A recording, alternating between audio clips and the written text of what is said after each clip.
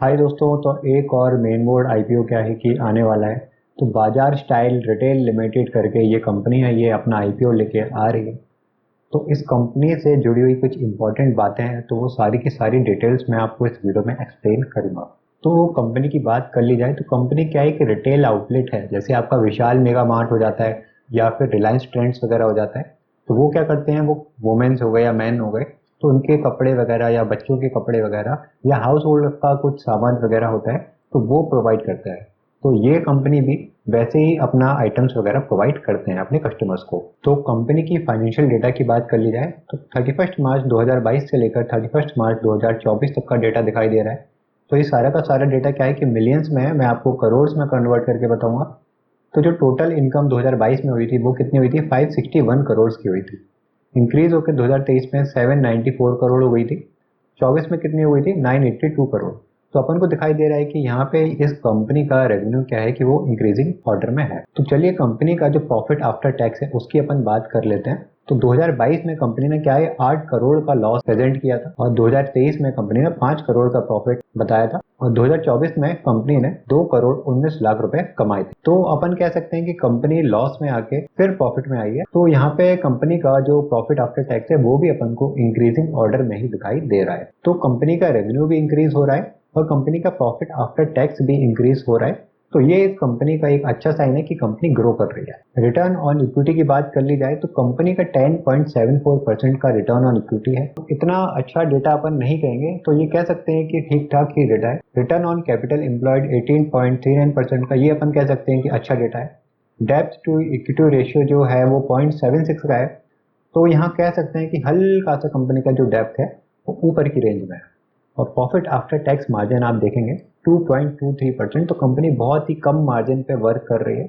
तो इसमें दिक्कत क्या आती है कि कंपनी एक तो बहुत ही ज़्यादा कॉम्पिटिटिव बिजनेस में है, और इस बिजनेस में अगर आपका मार्जिन भी कम है तो थोड़ा सा भी अगर आपके रेवेन्यूज में फर्क पड़ता है तो उससे आपके प्रॉफिट आफ्टर टैक्स में बहुत ज़्यादा डिक्लाइन देख सकते हैं। तो फाइनेंशियल डेटा की बात करी जाए तो जो रेवेन्यू है और जो प्रॉफिट अपन ने देखा कंपनी का, वो अपन को ओके दिखाई दिया।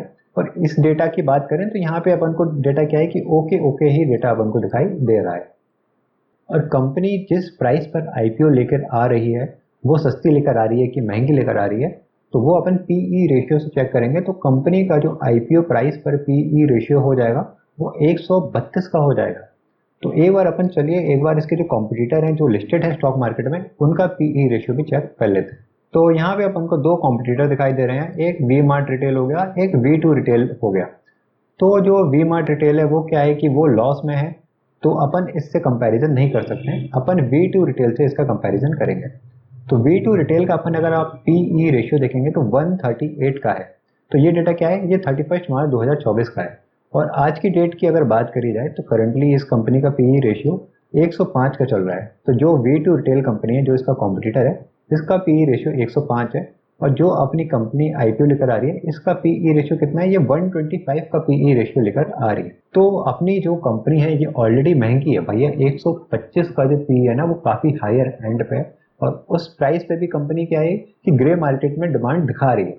लेकिन हमको इसमें अप्लाई करना चाहिए कि नहीं करना चाहिए, सारी डिटेल्स मैं आपको आगे बताऊंगा। तो कंपनी जो फ्रेश इश्यू से पैसा रेस करने वाली है, वो पैसे से कंपनी अपने जो कुछ लोन्स हैं कंपनी के वो चुकाने वाली है। तो ये एक अच्छा साइन है कि कंपनी क्या है कि ग्रो कर रही है और साथ साथ अपना जो लोन है उसको भी कम करने की कोशिश कर रही है। तो चलिए अपन जो कंपनी का कैश फ्लो डेटा है वो चेक कर लेते हैं। तो सबसे पहले अपन cash flow from operating activities का डेटा चेक करेंगे। तो 2022 का डेटा अपन चेक करेंगे। तो नीचे आप देख रहे हैं कि ये कंपनी के पास 15 करोड़ का कैश फ्लो पॉजिटिव में था। इस डेटा जो अपन को दिखाई दे रहा है ये मिलियंस में है, तो मैं आपको करोड़ में कन्वर्ट करके बता रहा हूँ। और 2023 में जो कैश फ्लो हुआ था वो भी पॉजिटिव था, 3 करोड़ 29 लाख का। और 2024 में कंपनी ने फिर से पॉजिटिव कैश फ्लो रिपोर्ट किया है 111 करोड़ का। तो यहाँ पे कह सकते हैं कि ऑपरेटिंग एक्टिविटीज से कंपनी के पास पॉजिटिव कैश फ्लो है, तो ये कंपनी का एक पॉजिटिव साइन है। अब कंपनी का cash flow from investing activities देखेंगे कि कंपनी के पास जो पैसा आता है कंपनी उससे कितना पैसा इन्वेस्ट करती है, कहाँ करती है। तो अब देखेंगे 2024 में कंपनी ने 846 मिलियंस मतलब 84 करोड़ रुपए क्या है कि इन्वेस्ट किया है प्रॉपर्टी प्लांट और इक्विपमेंट में। तो इसी वजह से अपन को दिखाई दे रहा है कि यहाँ पर 8 करोड़ 45 लाख का जो डेटा है वो अपन को नेगेटिव कैश फ्लो दिखाई दे रहा है। क्योंकि यहाँ पे कंपनी ने पैसा इन्वेस्ट किया है प्रॉपर्टीज बाय करने में। तो जो नेट कैश फ्लो का डेटा आप देख रहे हैं कि वो जो अपन 2022 से 2024 तक का जो डेटा है वो अपन को नेगेटिव कैश फ्लो ही दिखाई दे रहा है, क्योंकि कंपनी क्या है कि जो पैसा अर्न करती है उससे कंपनी इन्वेस्ट भी करती है, तो यहाँ पे इसलिए वो डेटा अपन को नेगेटिव दिखाई दे रहा है। अब cash flow from financing activities की बात कर ली जाए कि कंपनी कितना लोन ले रही है या कितना लोन चुका रही है, तो 2022 की बात अगर अपन करेंगे तो नेट कैश फ्लो क्या है कि 285 मिलियंस मतलब 2,85,00,000 कंपनी के पास पॉजिटिव कैश फ्लो था। और जो 2023 में क्या है कि कंपनी का नेगेटिव कैश फ्लो था। 2024 की बात करी जाए तो ये डेटा भी अपन को नेगेटिव ही दिखाई दे रहा है। तो 1,81,00,000 का कंपनी के पास नेगेटिव कैश फ्लो है फाइनेंसिंग एक्टिविटीज से। इसका मतलब है कि कंपनी जो फाइनेंस कर रही है पैसा, या तो वो लोन ले रही है या फिर लीज के जो पेमेंट्स वगैरह है वो कर रही है, तो वो सारे डेटा मिला के company negative cash flow report कर रही है। तो ये एक कह सकते हैं कि कंपनी का एक नेगेटिव फैक्टर है, क्योंकि यहाँ पे कंपनी ने नेगेटिव कैश फ्लो रिपोर्ट किया है। लेकिन जरूरी नहीं होता है कि हर बार नेगेटिव जो अपन को कैश फ्लो दिखाई दे वो रिस्क फैक्टर ही हो।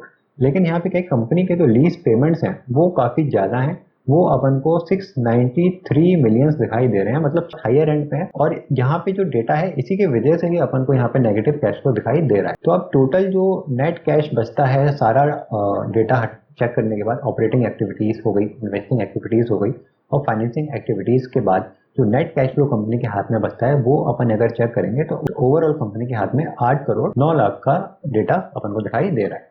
तो ये एक पॉजिटिव साइन है, क्योंकि कंपनी का जो नेट कैश फ्लो है वो पॉजिटिव है और कंपनी के पास टोटल मिला के जो कैश फ्लो है वो भी पॉजिटिव है। तो कंपनी के आईपीओ की बात करी जाए तो 30 अगस्त से ये आईपीओ ओपन हो जाएगा और 3 सितंबर तक इस आईपीओ की क्लोजिंग डेट हो जाएगी। बेसिस ऑफ अलॉटमेंट जो कंपनी का रहेगा वो 4 सितंबर को होगा और लिस्टिंग कंपनी की 6 सितंबर को हो जाएगी। तो 389 रुपीज पर शेयर के हिसाब से कंपनी क्या है कि अपना आईपीओ लेकर आ रही है। एक लॉट में कंपनी के होंगे 38 शेयर्स और कंपनी क्या है कि 834 करोड़ रुपए रेस करने वाली है, जिसमें से केवल 148 करोड़ ही कंपनी के पास जाएगा जो अपना लोन वगैरह चुकाएंगे या अपना वर्किंग कैपिटल के लिए जो कंपनी पैसा रेस करेगी, सिर्फ 148 करोड़ जाएगा। बाकी का जितना भी 686 करोड़ है ये ऑफर फॉर सेल है, मतलब ये पैसा कंपनी के पास नहीं जाएगा एक्सपेंशन के लिए, ये पैसा जो पुराने इन्वेस्टर्स होंगे उनकी पॉकेट में जाएगा। और यहाँ पे जो एम्प्लॉयज है उनके लिए 35 रुपीज पर शेयर के हिसाब से डिस्काउंट भी दिया गया है। तो एक लॉट की बात कर ली जाए तो अगर आप रिटेल कैटेगरी में अप्लाई कर रहे हैं 14,782 रुपीज चाहिए पड़ेंगे आपको। स्मॉल एचएनआई में कर रहे हैं तो 2,06,948 रुपीज चाहिए पड़ेंगे। बिग एचएनआई में अगर आप अप्लाई कर रहे हैं तो आपके पास 10,05,176 रुपीज होने चाहिए। अब ये तो मैंने आपको सारा डेटा बता दिया। अब एक इम्पॉर्टेंट बात यह है कि हमको इस आईपीओ में अप्लाई करना चाहिए कि नहीं करना चाहिए। तो दोस्तों देखिए 389 क्या है कि कंपनी का आईपीओ का प्राइस है और कंपनी का ग्रे मार्केट प्रीमियम कितना चल रहा है, वो चल रहा है 130 का।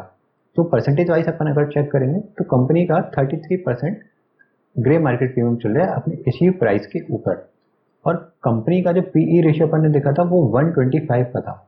तो कंपनी ऑलरेडी महंगी है, मतलब कंपनी ऑलरेडी महंगी वैल्यूएशन पर अपना आईपीओ लेके आ रही है और जितना इसका ग्रे मार्केट प्रीमियम चल रहा है, इस प्रीमियम पे अगर आप कंपनी का जो पीई रेशियो निकालेंगे तो वो पीई रेशियो हो जाएगा 165 का। मतलब अगर जितना ग्रे मार्केट प्रीमियम दिखा रहा है इसी ग्रे मार्केट प्रीमियम पर कंपनी अगर लिस्ट हो जाती है तो 165 का कंपनी का क्या है कि पीई रेशियो हो जाएगा।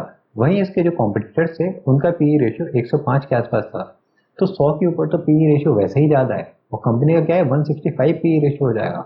तो यहाँ पे कंपनी काफ़ी हायर वैल्यूएशन लेके आ रही है, बहुत ज़्यादा महंगी है, क्योंकि वैसे आईपीओ में बूम चल रहा है। तो कंपनी सोच रही है कि भाई हम तो जितना महंगा आईपीओ लाना चाहे ले आए और रिटेलर्स हो गए या बाकी के लोग हो गए वो लिस्टिंग गेन के चक्कर में अप्लाई कर ही देंगे। तो यहाँ पे अपन लोगों से काफ़ी ज़्यादा पैसा लेने की कोशिश करी जा रही है, हायर वैल्यूएशन पर ये आईपीओ प्राइस है।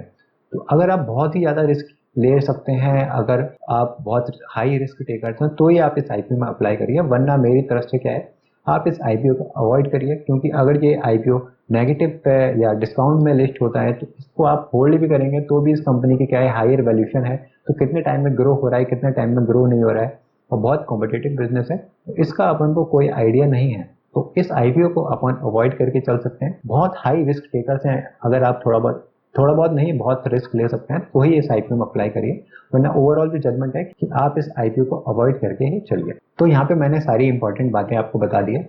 कोई डाउट है तो आप मेरे से कमेंट सेक्शन में पूछ लेना। मिलते हैं आप अगले वीडियो में, तब तक के लिए गुड बाय।